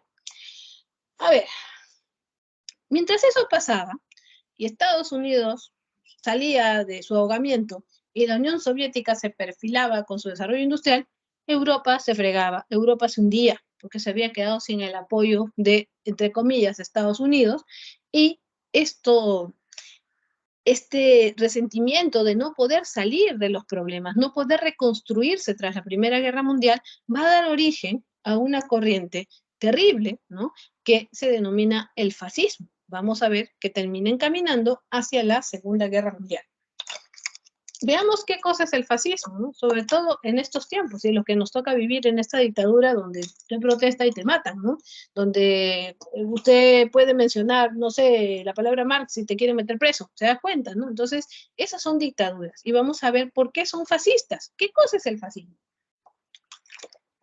El fascismo es una ideología, es un conjunto de ideas, un sistema político, burgués, pero principalmente de aquellos que quieren convertirse en el sector conservador, o sea, de los que eran ricos. A ver, ¿cómo nace, no? En Europa. ¿Quiénes van a estar en ese sector? Vamos a explicarlo primero así. Miren, estos países de Europa se habían quedado arruinados pues tras la Primera Guerra Mundial, pero ¿quiénes estaban más fregados todavía? Los que habían perdido la Primera Guerra Mundial. En el caso de Alemania y en el caso de Italia, ¿no? Italia también que había quedado muy, pero muy devastada. Pero había una cosa muy particular en estas dos, algo que usted recuerda que lo hemos mencionado en las clases pasadas. Tanto Italia como Alemania tenían un pasado en donde habían hecho revoluciones nacionalistas en la primera mitad del siglo XIX, buscando ser una nación, ¿se acuerdan? ¿No? Y había muerto mucha gente y habían logrado unificarse, la primera unificación. Eso quiere decir que en la mente de la gente que ya estaba muy vieja y de los hijos que eran adultos, ¿no? Y de los nietos, había habido toda una ideología nacionalista, tanto en Alemania como en Italia. Así que había carne de cultivo para esta ideología que va a llegar, el fascismo. Entonces, como no se podía reconstruir la economía y estaban arruinados, y después ven lo de Estados Unidos que quiebra el capitalismo y que les quitan los capitales, ¿quiénes eran los que estaban más asustados? Usted dirá, la gente del pueblo, los obreros, los campesinos, por supuesto que sí, pero ¿saben qué? El susto de estas personas no le importaba a nadie, no les importan a nadie, ya se ha dado cuenta, ¿no? Pero ¿quiénes eran los que no podían tolerar esta situación? Los burgueses locales, o sea, los que habían sido empresarios antes de la guerra y ahora estaban fregados y tenían alguno que otro capital, pero todo detenido, y los conservadores locales, es decir, aquellos que eran de las familias aristocráticas, los más acomodadas y que también la guerra los había dejado fregados. Pues estos, vamos a llamarles en general conservadores, porque eran los que habían tenido el poder económico antes de la guerra, no podían tolerar esta situación y querían que se reconstruyera sus países como sea, pero que ellos siguieran en el poder. Querían mantener entonces, ¿qué cosa? Sus privilegios. Entonces, ¿cuál era su miedo? Mire, que así como estaba la situación, los obreros, los campesinos, los estudiantes estaban organizados y estaban igual de frustrados y de molestos y sus problemas eran mayores que los de las élites. Entonces, ¿cuál era el miedo que tenían las élites? Que este descontento popular hiciera que se llevaran a cabo revoluciones socialistas, imitando el modelo ruso dentro de estos grupos populares, porque habían partidos socialistas, habían partidos de izquierda, habían también grupos liberales, y no querían, ¿no? Obviamente, porque si ellos se levantaban y lograban tomar el poder, estos conservadores locales iban a perder para siempre sus privilegios. Entonces, ¿qué es lo que van a hacer? Se van a organizar para poder hacer partidos políticos tratando de manipular a las masas a su favor, para ellos encumbrarse, canalizando ese resentimiento, ese odio que tenía la gente de estar tan arruinados, pero siendo ellos los que conduzcan este proceso para terminar igualmente acomodados. Pero como en la población había gente de bloque socialista, había gente también que eran liberales, o sea, había gente que ya tenían otras ideologías o que se daban cuenta de esta situación, entonces van a querer reprimirlos a la fuerza y lo van a hacer, matarlos, desaparecerlos, obligarlos, impedir que existan otros partidos políticos que no sean de su tendencia, porque esto le ponía en riesgo que la gente pudiera votar por el socialismo, pudiera votar por partidos liberales, cosas que no les convinieran a los conservadores locales. Entonces, por eso se vuelven totalitarios. El único partido que existe es el fascista, es de estos grupos. Eso es el fascismo en realidad. Es una ideología y un sistema político burgués y también y con que se termina torciendo hacia lo más conservador, de carácter totalitario, surgido en Europa tras la Primera Guerra Mundial. ¿Qué es lo que temían? Una revolución socialista. Entonces, vamos a encontrar que cómo se organizan. Las causas son el rechazo al Tratado de Versalles de 1919, eso en Alemania principalmente va a ser la causa de fuerza, y sobre todo la crisis tras la Primera Guerra Mundial y el crack del 29 que los había dejado en el aire. ¿Qué características tiene el fascismo? Que aparece en Italia y luego va a copiarse en Alemania, llegando a un nivel extremo, convirtiéndose en el nazismo. A ver, el fascismo es entonces totalitario. Van a tener un partido único que van a dirigir estas élites locales y que van a tener a un líder carismático. No digo de que sea un líder buena gente, que todo el mundo lo quiera, sino que es un líder que puede tener un discurso neurótico, como el discurso de Hitler, pero si la gente se siente identificada con sus palabras, entonces lo van a apoyar. Y el peligro de tener un líder así es que si el líder un día dice, mátense entre ustedes, la gente lo puede hacer porque tienen muchos seguidores y ese es el problema. Entonces son totalitarios.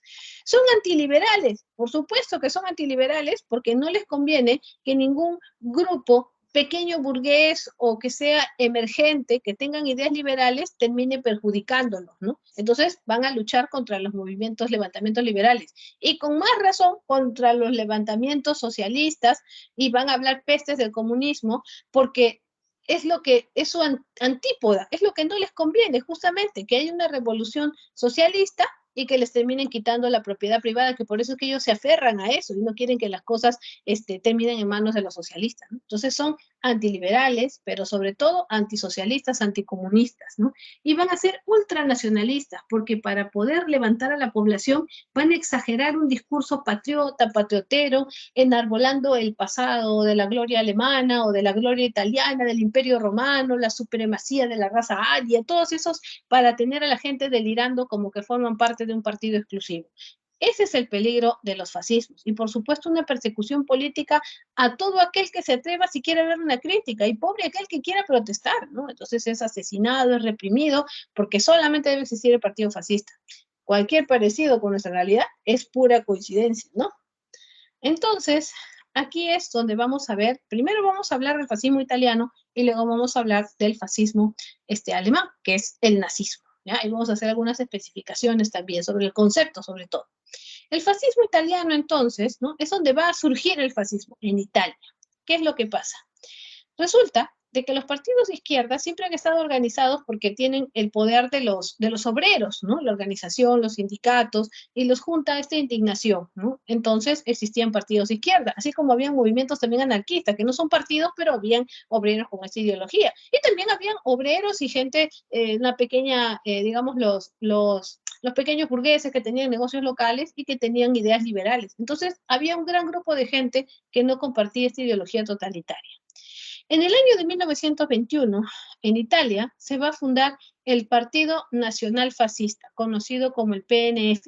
Y acá se puede ver, este es el símbolo que se va a llamar fascismo porque va a sostener el fascio, que va a ser este símbolo que va a ser como una especie de un mazo, algo que se porta en la mano como símbolo de poder, como una especie de cetro, ¿no? Muy grueso, ¿no? Entonces, por eso viene de ahí el poder, ¿no? El poder representado por este símbolo ancestral de ellos. Entonces, Benito Mussolini, ¿no?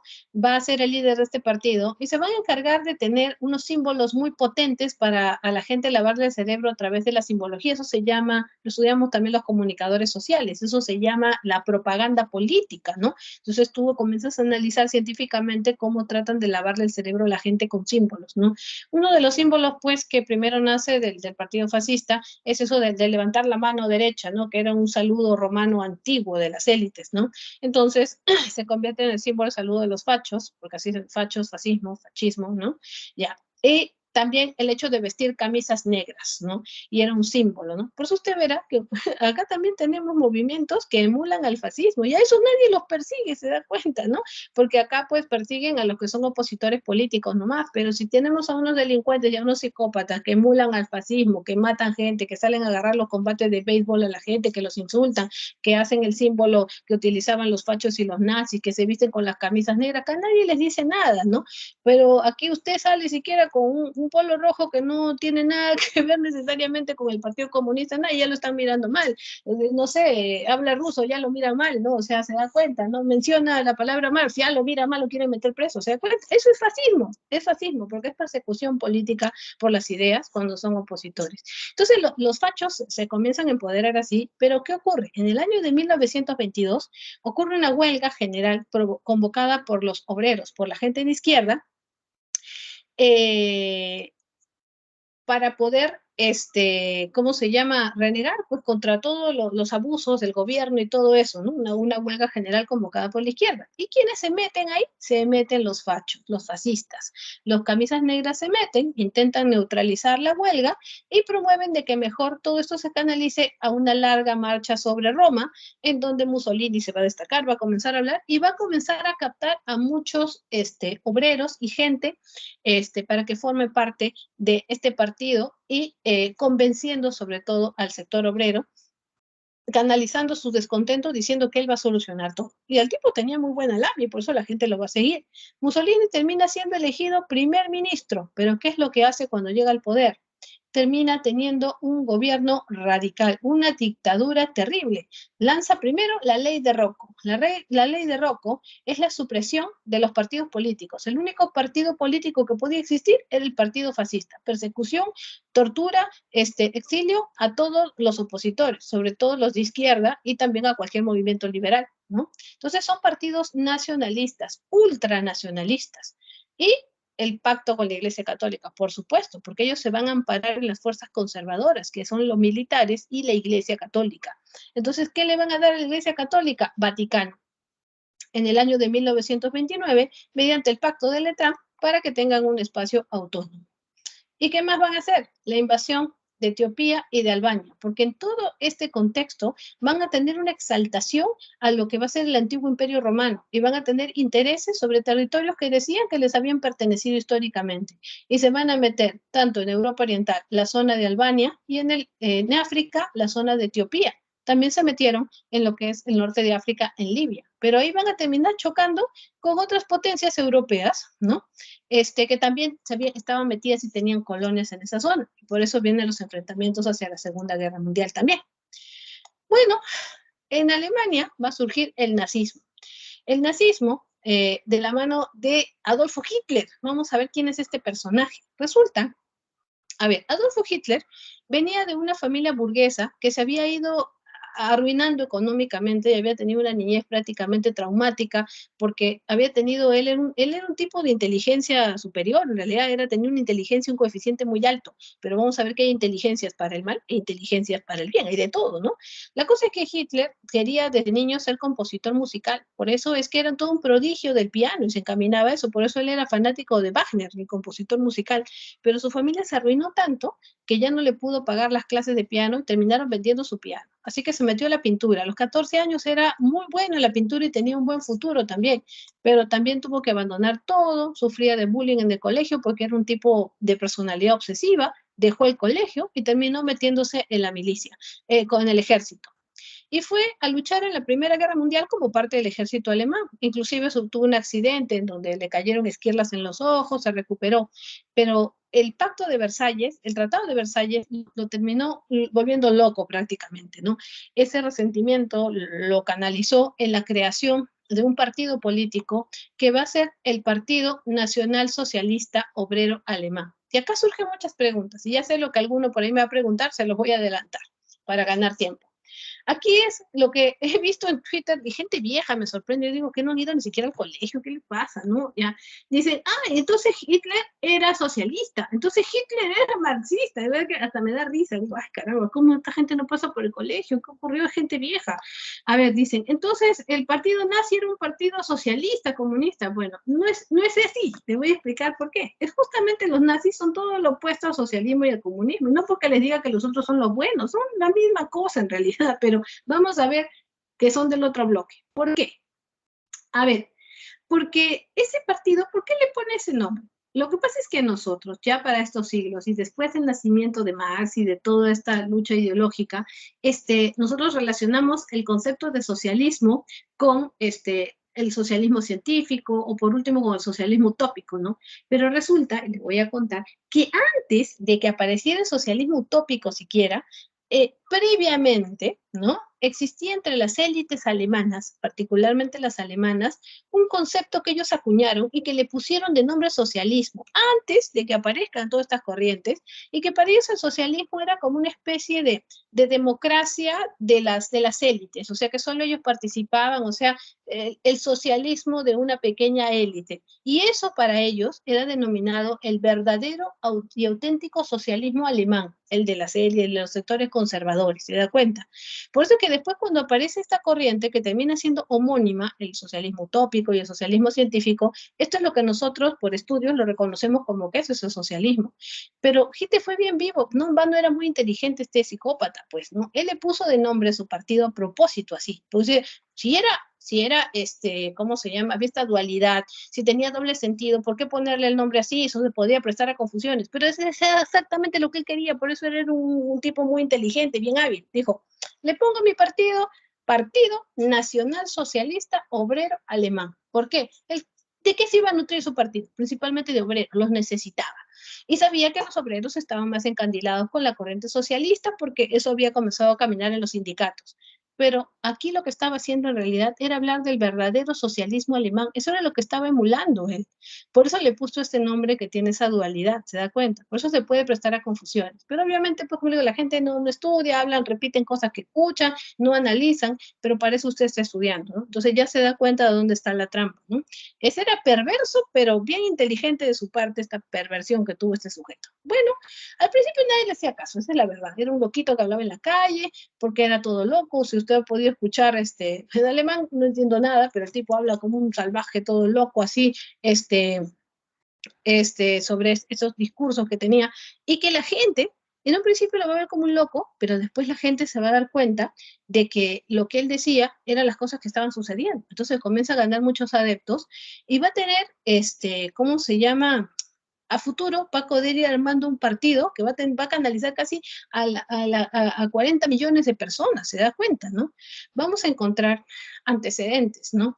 Hay un intento fallido de golpe de Estado por parte de él y su gente, el Punch de Múnich, como se va a denominar, es un intento fallido, golpe de Estado, no se logra, él sigue aumentando su poder, canaliza con mucha más gente, y él va, canalizar toda esta frustración por el Tratado de Versalles, todo, y va a comenzar a encandilar a la gente con su simbología nazi, con la esvástica. Él va a tener todo un discurso, como era un tipo que había leído mucho, hizo una falacia que le hizo que la gente lo creyera, para argumentar su discurso que aparece en su obra Mein Kampf, que quiere decir Mi lucha, del año 1925, donde él habla de cuáles son las ideas, mientras estuvo un tiempo incluso en prisión por haber hecho este intento fallido de golpe de Estado, él puede, va a plasmar, ¿no? ¿Cuáles van a ser las bases de su ideología loca en realidad, ¿no? Él va a plantear lo siguiente, ¿no? Dice de que, como en las antiguas civilizaciones, los arios indoeuropeos fueron los invasores de las grandes civilizaciones, demostrando su superioridad cultural, racial, tecnológica, y por eso es que los descendientes de los arios antiguos, cuyo símbolo era la esvástica de estas tribus arias indoeuropeas, van a ser los actuales alemanes, lo cual es falso, porque si nos ceñimos a la antropología, esos arios indoeuropeos que él menciona serían los afganos, que nada tienen que ver con los germanos. Pero él decía que por eso es que los germanos, que eran la raza superior, estaban destinados a ser los que dirigieran el mundo, desde el Tercer Reich, un tercer reino, una unificación de los reinos germánicos, donde él tenía en sus miras a Inglaterra, a Francia, parte de Rusia, Polonia, sobre todo él estaba obsesionado con el prototipo de la supremacía de la raza blanca aria, y para él el prototipo perfecto era un varón de 1,80 m, rubio, de ojos azules, blanco, y era el símbolo de la supremacía de la raza aria. Entonces, él va a tener esta idea pangermanista, supremacía racial, pangermanista, de querer ocupar estos territorios que según él habían sido reinos germánicos, ¿no? Aumentar hacia el Tercer Reich, que va a ser el reino en donde van a ceñirse con estas normas dirigidas por los nazis, ¿no? Y el antisemitismo, ese odio que va a tener hacia los judíos, según él, a ver, lo que él dice, ¿no? Que ¿por qué era? Porque él decía que así como el ario era superior, su antípoda era el semita, y ahí estaban los judíos, los árabes, todos, ¿no? Todos los demás grupos eran inferiores, y que por eso habían sido esclavos de las grandes civilizaciones. Pero ¿por qué se le agarró con los judíos? Porque Alemania tenía en ese momento la mayor cantidad de judíos de toda Europa.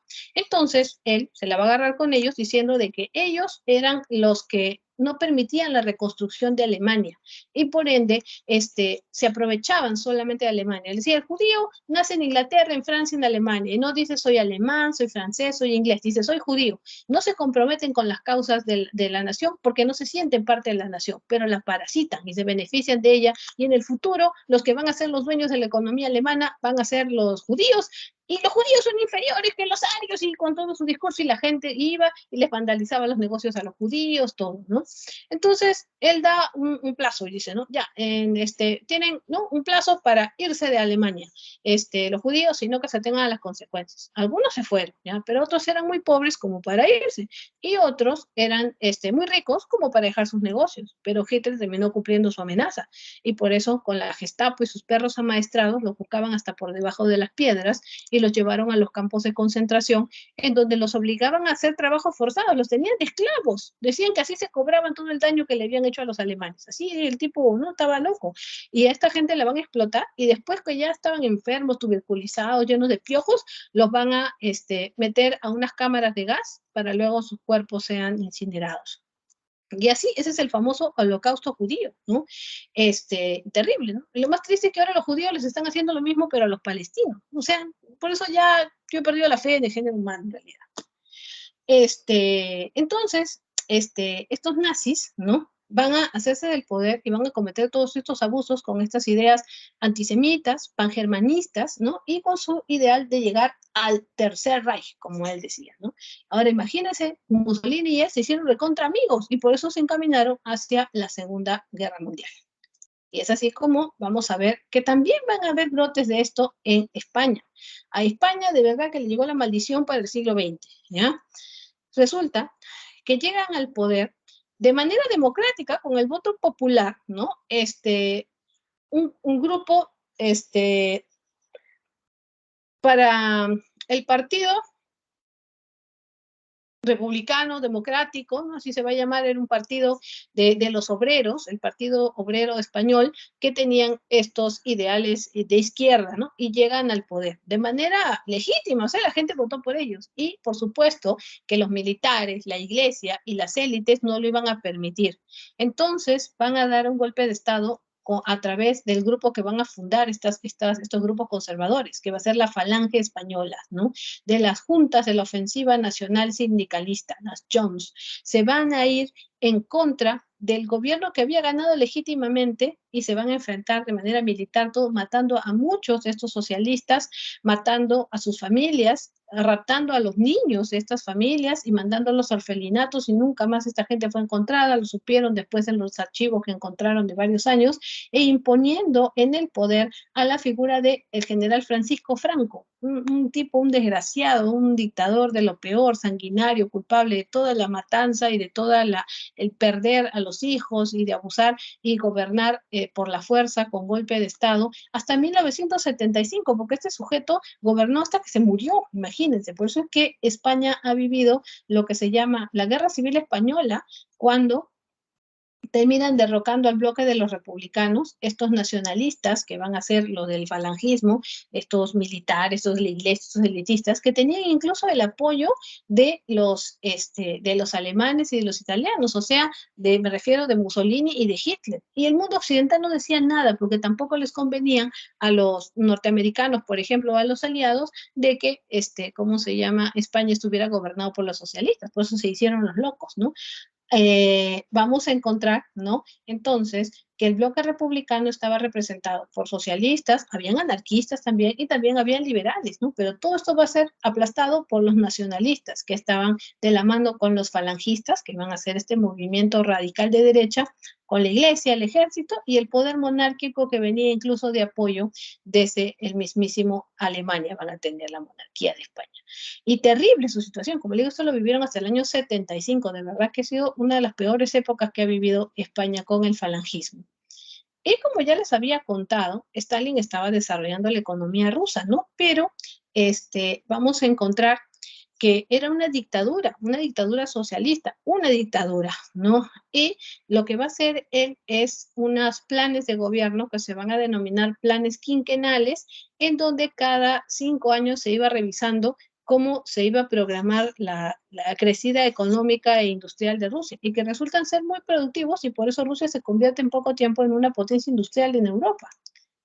Y vamos a ver que todas estas cosas terminan colapsando para la Segunda Guerra Mundial. La Segunda Guerra Mundial, entonces, va a ser el conflicto de mayor duración y extensión en cuanto a guerras. La guerra de mayor extensión y duración. Usted dirá, pero del 39 al 45 no es mucho tiempo, hay guerras más largas. Lo que pasa es que esta guerra, desde que empezó hasta que terminó, hubo acciones en el marco de esta guerra todos los días. Y de mayor extensión, porque todos los países del mundo tuvieron que tomar partido, o sea, se extendió a nivel mundial. Vamos a encontrar entonces cómo se van a establecer los bloques. Ya tenemos los bloques que habían quedado en la Primera Guerra Mundial. Ahora tenemos a Alemania y a Italia, a Hitler y Mussolini muy amiguitos y cómplices para poder llegar a la Segunda Guerra Mundial. Y se mete ahí Japón, porque Japón en ese momento estaba peleando con Estados Unidos por ver quién invadía la mayor cantidad de islas de Oceanía, del Pacífico. Entonces Japón decide plegarse al bloque de los alemanes y de los italianos. Vamos a ver también que el otro bloque van a estar los franceses, los ingleses, Estados Unidos y Rusia. Ahora hay un problema. Estados Unidos y la Unión Soviética, los dos que se odiaban tanto, porque eran rivales ideológicos, van a estar en el mismo bando. Así que van a ser una especie de tregua donde se van a mirar, pero no se van a pasar, ¿no? En este contexto de la Segunda Guerra Mundial. ¿Cuáles son las causas? Bueno, creo que ya las hemos visto, ¿no? Había una política expansionista del eje, tanto de Italia como de Alemania. Un revanchismo alemán porque querían romper el Tratado de Versalles. Y por supuesto un fracaso de la Sociedad de las Naciones, que no había cuidado la supuesta paz, ¿no?, que ellos mismos decían que iban a garantizar. A ver, ¿qué más? ¿Cómo empiezan las acciones militares de la Segunda Guerra Mundial? Alemania empieza con una vieja estrategia que ellos han tenido siempre en sus guerras, el Blitzkrieg. El Blitzkrieg es la guerra relámpago, es decir, un montón de operaciones sincrónicas, sorpresivas, rápidas y muy, pero muy destructivas, ¿no? Que van a llevar a cabo con sus panzers alemanes, ¿no? Que van a hacer, ¿cómo se dice? Que no podían recibir, no podían destruirse, tiene un nombre esto, ¿no? Como decir polarizado, ¿cómo le diríamos? Bueno, entonces van a tener esos ataques. ¿Qué hacen con ellos? Toman la posesión de Polonia. Va a haber la invasión a Polonia, entonces, en el año 1939. Invasión y división de Francia. Si logran apoderarse de Francia, la mitad pasa al dominio nazi y la otra mitad un gobierno provisional sometido también a los nazis, que se va a denominar el gobierno de Vichy en el año de 1940. ¿Qué buscan los nazis? Meterse a Inglaterra. No pueden hacerlo porque tienen una excelente flota aérea los ingleses y por eso fracasan en el año 1940 al tratar de ingresar a Inglaterra. Alemania también, a través de las Africa Corps, van a invadir el norte de África y para eso van a tener el apoyo de los italianos. Y Hitler se va con todo y quiere meterse a Rusia, pero comete un grave error porque termina intentando invadir la Unión Soviética porque quería los pozos petroleros del Cáucaso que estaban bajo el poder de los soviéticos, pero comete un error, manda a sus soldados en pleno invierno ruso, ¿no? Y como dicen siempre, el general invierno, así le dicen, al poder del frío de Rusia, ¿no? Y fue para la mala suerte de Hitler, el invierno del año 41 fue el más frío de todo el siglo, así que los mandó al refrigerador a sus soldados, así que ahí hubo un primer tropiezo y fracaso. Vamos a ver qué cosa pasaba en el frente del Pacífico, este enfrentamiento entre Estados Unidos con Japón. A ver, creo que han puesto una pregunta acá. Sara dice, así como los alemanes odiaban a los judíos, también los japoneses con los coreanos y los chinos. Sí, esa es una historia bien triste, ¿ya? Porque el racismo hay en todas partes. Nosotros aparentemente podemos verlos parecidos o iguales, pero no es así, ¿no? Y hay muchas guerras étnicas, entre ellos sus propios pueblos, inclusive dentro de sus propios países, ¿no? Y eso es una constante, eso es parte del etnocentrismo, ¿no? Y sí, y los japoneses van a ser muy crueles, lo vamos a ver la próxima clase, cómo van a hacer experimentos con los campesinos chinos, un terrible crimen que cometen los japoneses en China, ¿no? O cómo terminan Estados Unidos enfrentándose con los japoneses y con China, haciendo de Corea lo que les da la gana y terminan dividiéndola en dos partes. Y eso, ese escenario de un país tercero siendo damnificado por la guerra de dos potencias, ya lo hemos visto, se ha vuelto un clásico de guerra, ¿no? Veamos entonces qué pasó aquí en este caso con Japón. Lo cierto es que Japón y Estados Unidos eran dos fieras peleándose por comerse las islas del Pacífico, esa era la verdad. Entonces, Estados Unidos le había quitado, entre comillas, Japón bueno, les había quitado, perdón, Hawái a los japoneses, que ellos ya lo habían invadido primero y ahora lo había invadido Estados Unidos. Entonces los japoneses van a lanzar un ataque sobre una base naval que tenían, una base militar que tenían los norteamericanos en Hawái, que se llama Pearl Harbor, y le van a dar pues un ataque y esto va a salir pues, oh, terrible, ¿no? Lo que les hace los japoneses a Estados Unidos y ese va a ser el pretexto para ingresar a Estados Unidos en la Segunda Guerra Mundial. En el frente del Pacífico, entonces, vamos a ver esto, ¿no? Es el enfrentamiento que ya perdía Japón, la batalla de Midway, la batalla de Mar del Coral, que van a ser victorias para Estados Unidos. En el frente africano va a haber una victoria en la batalla del Alamein, en el norte de África, una victoria por parte de los aliados contra las fuerzas italianas y alemanas. Frente oriental, a ver, aquí los nazis siguieron con su intención de meterse al imperio, mejor dicho, a la Unión Soviética y van a ser recibidos en Stalingrado por el Ejército Rojo que termina derrotando a los nazis en el año de 1943. Este sería el principio de su fin de los nazis, ¿ya?